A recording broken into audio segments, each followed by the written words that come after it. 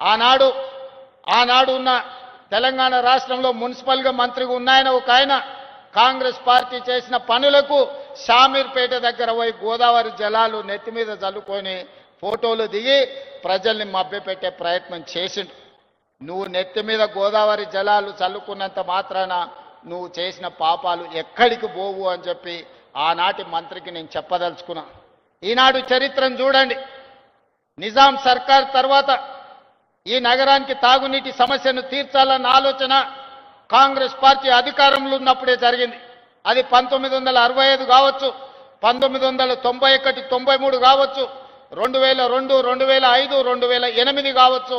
వివిధ సందర్భాలలో అటు మంజరా నది జలాలు, మూసీ నది జలాలు, ఈసీ నది జలాలు, గోదావరి జలాలు, కృష్ణా జలాలు, ఇలా హైదరాబాద్ నగరానికి తాగునీటి జలాలను తరలించింది కాంగ్రెస్ పార్టీ అధికారంలో ఉన్నప్పుడే.